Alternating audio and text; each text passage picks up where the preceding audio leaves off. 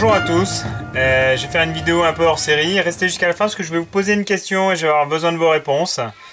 Ça sera un petit test, on va voir. Regardez bien tout ce qui va se passer et puis comme ça vous pourrez un petit peu m'aider à répondre à cette question. En tout cas, tentez votre chance. Voilà. Donc c'est la vidéo numéro 1 hors série. Il y en aura d'autres, mais bon voilà. En tout cas, ça c'est la première.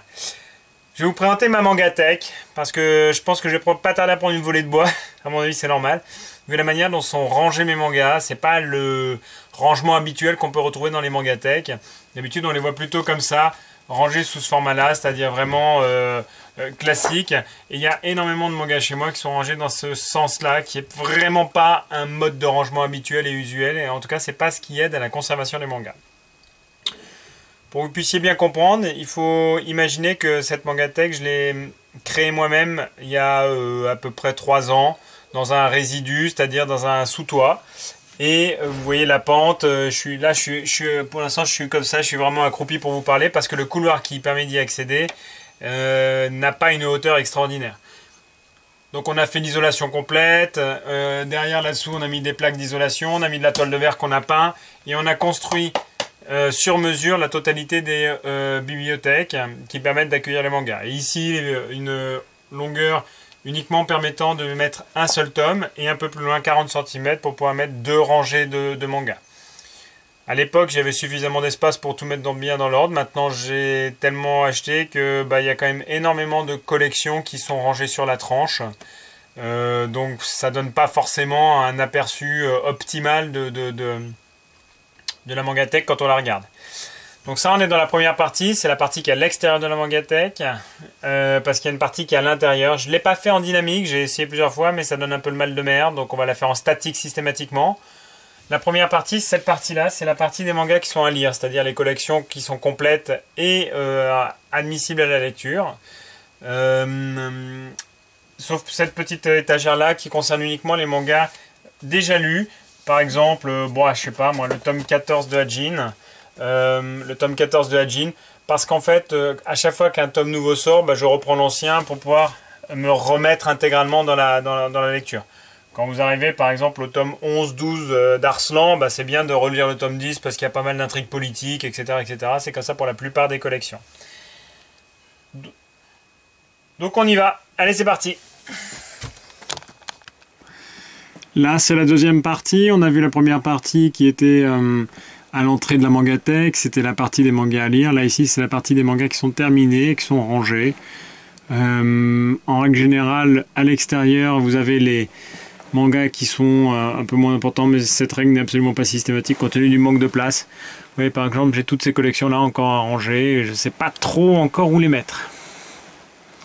Donc, on se rapproche sur l'autre partie de la Mangatech, où il y a effectivement encore une étagère de manga qui fait partie de la collection terminée. Il n'y a pas véritablement d'ordre, à part la collection Glénat qui est rangée tout en haut ici. Pour le reste, ça dépend un petit peu de la place qui est accordée.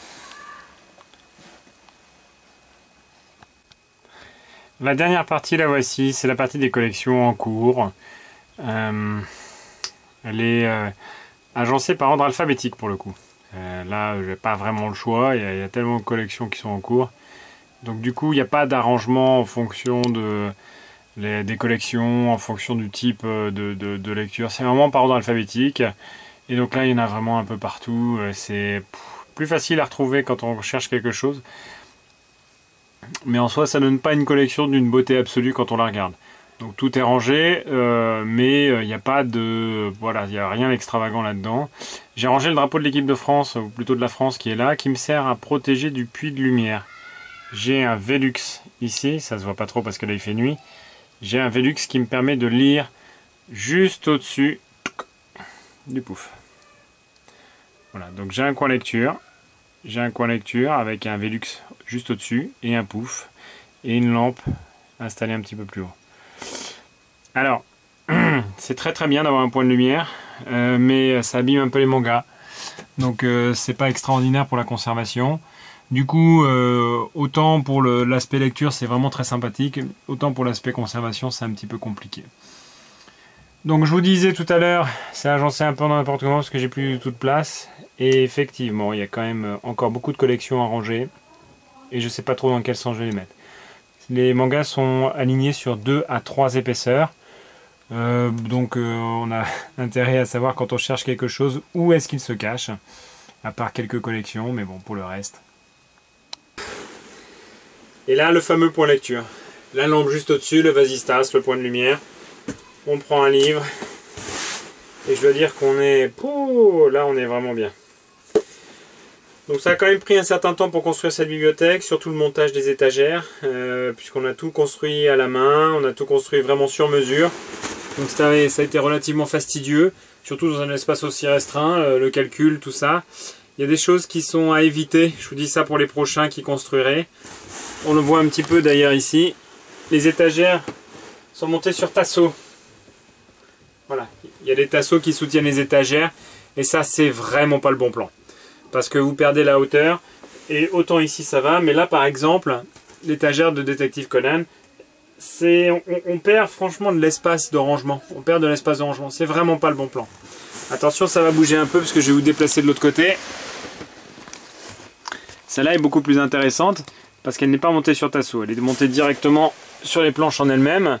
Mais bon, ça nécessite quand même des rangements vraiment pointus. Enfin, en tout cas, un agencement vraiment pointu. Pour la construction, c'est plus compliqué. Donc, celles qui sont sans tasseau sont beaucoup plus compliquées à construire. Mais c'est pas... Bon, les tasseaux, c'est... Puis le problème des tasseaux, c'est que c'est pas super esthétique, quoi. On en vient à ma question. Et donc là, je vous invite à essayer de répondre, parce que je n'ai pas la réponse. Il va falloir que moi-même que j'y réfléchisse. À votre avis, combien y a-t-il de mangas dans la Mangatech aujourd'hui? C'est une question qui est extrêmement simple, je vous laisse tenter votre chance. Très franchement, je ne sais pas du tout combien il y en a. Pour les collections qui sont terminées, je sais combien il y en a parce que je les note sur un document Excel. Je note toutes les collections sur un document Excel et quand elles sont clôturées, je sais combien il y a de tomes dans la collection. Pour les collections où il n'y a pas de... Enfin, qui ne sont pas clôturées, je ne note pas les tomes que j'ai, je note les tomes qui me manquent. Donc c'est un comptage un petit peu à l'envers. Tant qu'elles ne sont pas complètes, je ne sais pas combien il y en a, donc il va falloir que je les compte. Donc je vous invite à répondre, je vous invite à tenter votre chance, je vous invite à essayer.